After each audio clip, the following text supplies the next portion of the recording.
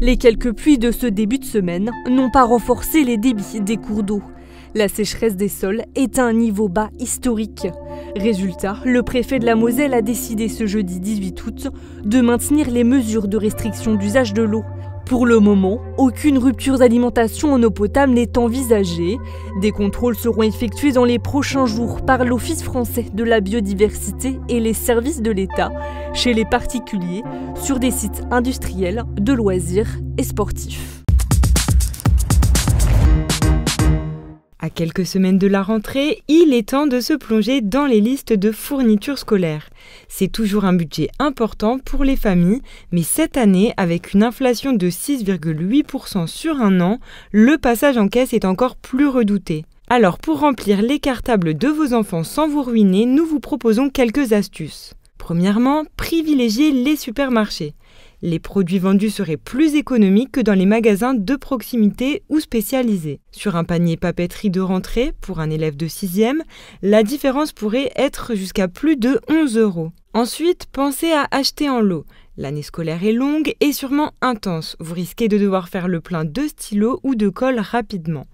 Alors n'hésitez pas à jeter un petit coup d'œil sur les gros volumes et vous tournez vers cette option quand les offres en valent le coup. Autre conseil, dans la mesure du possible, ne pas acheter les produits de premier prix qui risquent d'être de moins bonne qualité et vous pousserez à remplacer le matériel plus rapidement. Une astuce à présent qui fait aussi du bien à la planète, réutilisez votre matériel ou privilégiez le matériel d'occasion. Avant de se rendre en magasin, prenez votre liste et faites le point de ce que vous avez déjà. Un cahier entamé peut par exemple devenir un cahier de brouillon ou un classeur peut toujours resservir une fois vidé. Côté occasion, les cartables ou les trousses sont en nombre sur les sites de seconde main. Vous pouvez aussi chercher les bonnes affaires. Côté cartable, par exemple, certains magasins et papeteries proposent de les reprendre contre des bons d'achat. Une bonne façon d'économiser sur cet article qui pèse souvent lourd dans le budget. Et enfin, évitez de faire les courses de rentrée avec vos enfants qui risquent de vouloir de nouveaux accessoires vraiment à la mode, mais pas vraiment utiles pour leur année scolaire.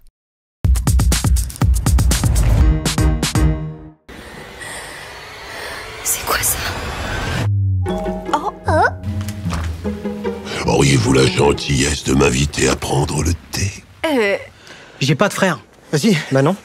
Bah si. Tous en salle à partir de samedi pour l'opération Ciné-Cool.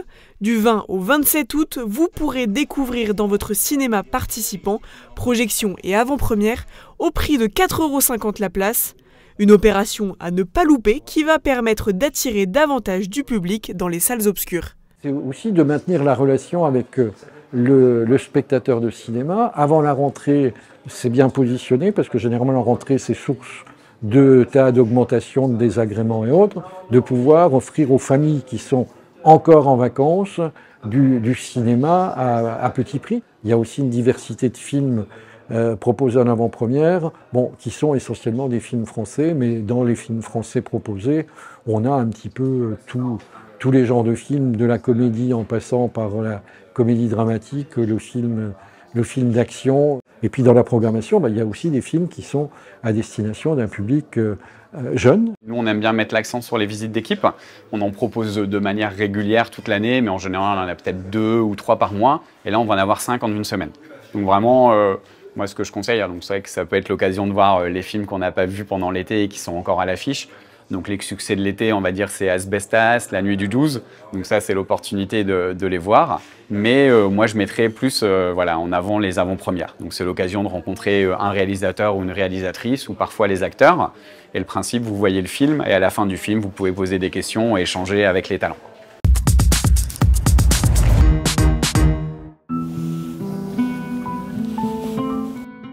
Je m'appelle Alexandre, j'ai 31 ans et je m'installe en tant que vigneron exploitant sur la commune d'Ancy-sur-Moselle. Je m'appelle Monsieur l'Orphelin Romain, je suis jeune vigneron dans le vignoble mosellan du côté de Cons-les-Bains et de Cirques-les-Bains. Ces deux amoureux de la terre font partie des 3 nouveaux grands crus mosellans 2022. L'un a quitté son emploi d'ouvrier polyvalent vigne-cave au Luxembourg pour concrétiser son rêve, devenir vigneron. Ce que j'aime, c'est travailler dehors, travailler à l'extérieur. Et puis il y a tellement de travail différent à faire dans la vigne, que ce soit de la taille jusqu'à la récolte. L'autre a plaqué son ancienne vie de pianiste et de directeur d'hôtel à Paris pour revenir sur ses terres natales. Mes grands-parents ont les terrains depuis 1976 et je trouve ça dommage qu'on n'en fasse rien. Et je me suis dit, allez, c'est parti. On s'installe, on se lance un gros défi parce qu'on est parti d'une page blanche. Alexandre a planté en avril dernier plus de 800 pieds d'auxerrois pour faire du vin blanc, un parcours du combattant pour en arriver jusque-là. Au début, ça fait peur parce qu'on a un beau projet sur le papier. On se dit que voilà, on peut en faire quelque chose. La chose à laquelle je ne m'attendais pas réellement, c'est toutes les formalités administratives qui tournent autour de l'installation. Romain a acquis ses premières terres en 2019. Plus de 25 arts de pinot noir déjà plantés. Ces vignes sont bichonnées méticuleusement. Je fais beaucoup des bourgeonnages et je fais les feuillages manuels et je nettoie pas mal les cèpes. Le trentenaire fera une première vendange en septembre prochain pour espérer mettre son rêve en bouteille en février 2023. Je veux juste commencer le plus tôt commencer pour que l'entreprise puisse tourner. Parce qu'évidemment, j'ai beaucoup emprunté. Pour Alexandre, le chemin est plus long. Chaque année, il plantera des pieds de vigne, du pinot gris ou du blanc pour diversifier sa gamme de produits. Les premières vendanges vont commencer à arriver en 2025-2026 pour avoir une production totale effective en 2028. La première bouteille, on espère l'avoir en 2025, si tout va bien. Les récoltes seront-elles bonnes? Seul l'avenir le dira pour ces deux jeunes pousses qui sont en passe de devenir les vignerons de demain.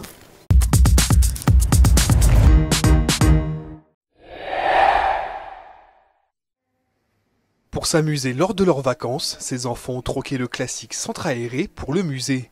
Direction cette salle sur le thème de l'archéologie où les jeunes chercheurs se retrouvent face à un sarcophage. Donc vous allez découvrir des objets, donc il faudra bien les laisser à leur place.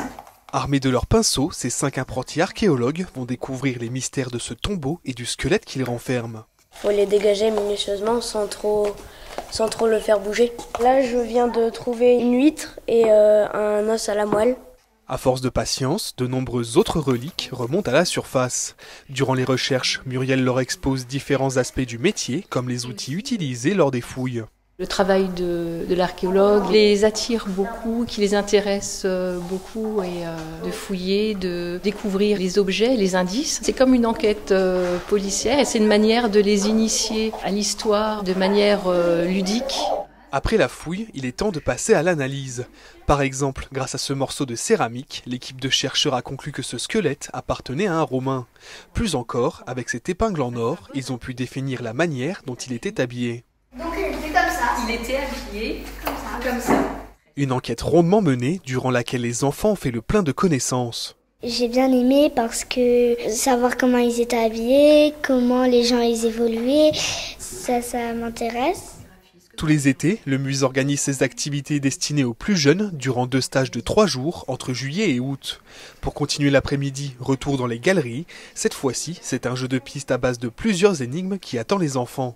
L'objectif est de découvrir les différents lieux de vie des Romains dans le pays de Sarrebourg. C'est une manière de découvrir les collections du musée, les expositions temporaires. Ils auront l'occasion aussi de fabriquer une lampe à huile et aussi de servir de guide à leur famille en toute fin de stage. Ce sera à eux de faire découvrir l'exposition à leurs parents. Ces animations sont également accessibles en période scolaire, durant un mercredi par mois. Dès la rentrée, le thème sera celui de la période néolithique. Les enfants pourront notamment modeler des poteries comme à l'époque de la préhistoire.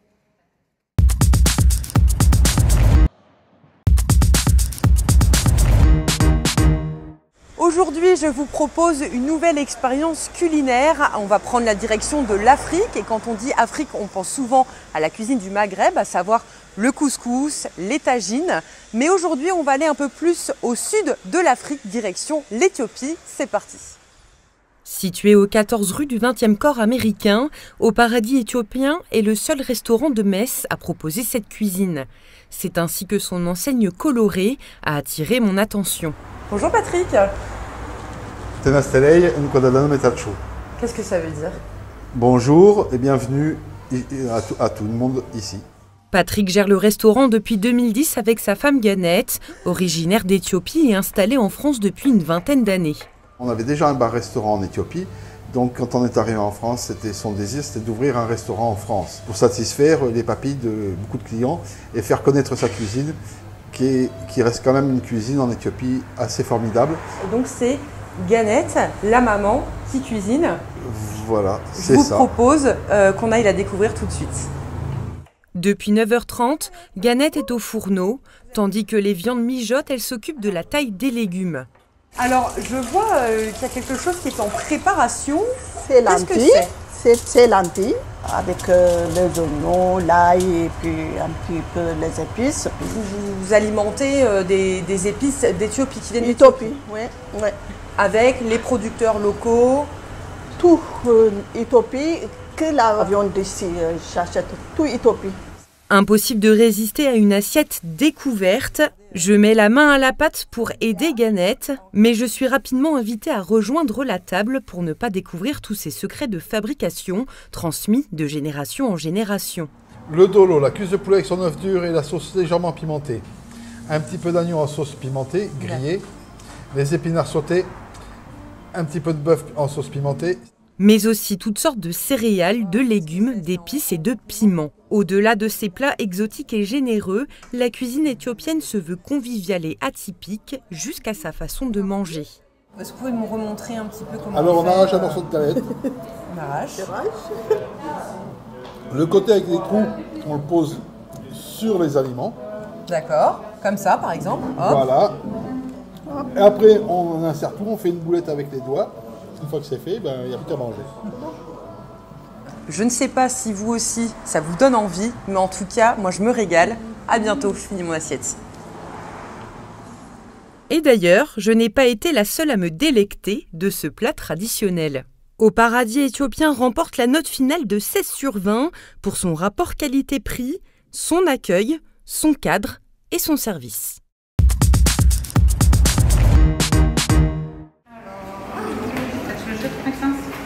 Tu veux aussi jouer? Regarde, je te donne celle-là. C'est la nouvelle animation de l'été du site verrier de Meisenthal. Mener l'enquête en famille. Le principe est simple, suivre le guide attentivement avant d'enfiler le manteau de détective et de retrouver certaines pièces du musée à l'aide d'indices en images. Une fois l'enquête résolue, les visiteurs enchaînent avec la visite du site et profitent de la démonstration des souffleurs de verre. Avis aux détectives en herbe, cette activité se tiendra tous les jeudis à partir de 15h jusqu'au 25 août inclus. Oui, 2 verres de terre.